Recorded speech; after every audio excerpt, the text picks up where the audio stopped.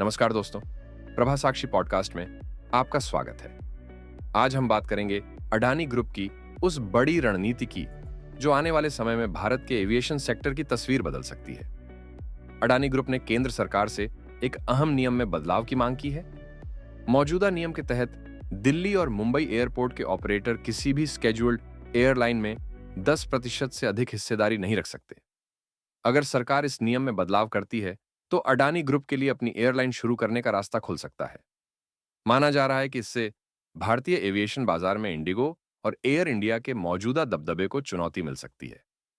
यह खबर ऐसे समय में सामने आई है जब रिपोर्ट्स में दावा किया जा रहा है कि सरकार अडानी ग्रुप और जीएमआर एयरपोर्ट्स जैसे एयरपोर्ट ऑपरेटर्स को एयरलाइन कारोबार में उतरने की अनुमति देने पर विचार कर रही है। इसका उद्देश्य घरेलू विमानन क्षेत्र में प्रतिस्पर्धा बढ़ाना है, जहां फिलहाल इंडिगो और एयर इंडिया मिलकर घरेलू यात्री यातायात का लगभग 90% हिस्सा संभालते हैं। रिपोर्ट के अनुसार अडानी ग्रुप ने उस नियम में डील देने की मांग की है जिसे वर्ष 2006 में दिल्ली और मुंबई एयरपोर्ट के निजीकरण के समय लागू किया गया था। इसी नियम के कारण इन दोनों प्रमुख एयरपोर्ट्स के ऑपरेटर किसी भी स्केड्यूल्ड एयरलाइन में 10% से अधिक हिस्सेदारी नहीं रख सकते। बताया जा रहा है कि नागरिक उड्डयन मंत्रालय इस मामले में सॉलिसिटर जनरल तुषार मेहता की कानूनी राय ले रहा है कि क्या इस प्रावधान में पिछली तारीख से बदलाव किया जा सकता है। हालांकि यदि ऐसा कोई संशोधन किया जाता है तो उसके लिए केंद्रीय मंत्रिमंडल की मंजूरी आवश्यक होगी। ऐसे में अब इस पूरे मामले पर सरकार के अगले कदम पर सभी की नजर बनी हुई है। सवाल यह भी है कि आखिर अडानी ग्रुप अपनी एयरलाइन क्यों शुरू करना चाहता है। दरअसल पिछले कुछ वर्षों में समूह ने एविएशन वैल्यू चेन में अपनी मौजूदगी लगातार मजबूत की है। फिलहाल अडानी ग्रुप 8 एयरपोर्ट का संचालन कर रहा है। इसके अलावा pilot training, aircraft maintenance, and repair और ग्राउंड हैंडलिंग जैसे क्षेत्रों में भी उसने बड़ा निवेश किया है। मुंबई इंटरनेशनल एयरपोर्ट में समूह की 74% हिस्सेदारी है, जबकि दिल्ली एयरपोर्ट में बहुमत हिस्सेदारी जीएमआर एयरपोर्ट्स के पास है।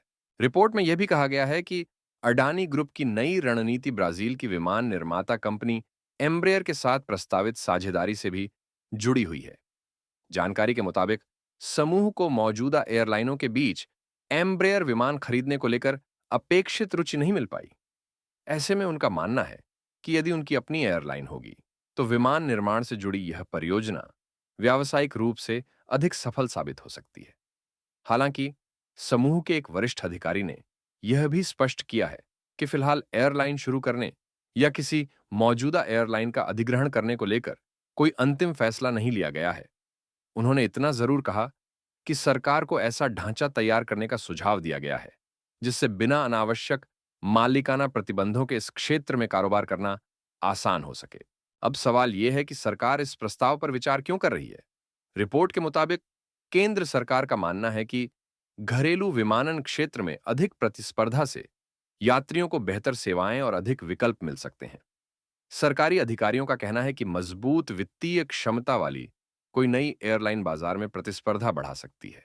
हालांकि इस प्रस्ताव का मौजूदा एयरलाइनों की ओर से विरोध भी देखने को मिल सकता है। कई एयरलाइन अधिकारियों ने आशंका जताई है कि यदि एयरपोर्ट ऑपरेटर्स को एयरलाइन का मालिक बनने की अनुमति दी गई तो हितों के टकराव की स्थिति पैदा हो सकती है।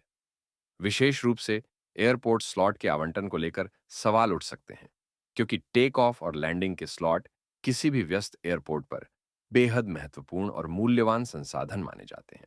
ऐसे में अब यह देखना दिलचस्प होगा कि सरकार इस नियम में बदलाव करती है या नहीं, क्योंकि यदि इस प्रस्ताव को मंजूरी मिलती है तो भारतीय एविएशन सेक्टर में एक नए दौर की शुरुआत हो सकती है और लंबे समय से बाजार पर दबदबा बनाए हुए प्रमुख एयरलाइनों को एक नई चुनौती का सामना करना पड़ सकता है। आज के एपिसोड में बस इतना ही।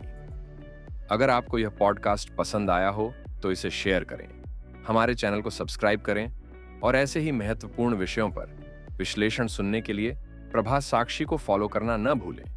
मिलते हैं अगले एपिसोड में, तब तक के लिए नमस्कार।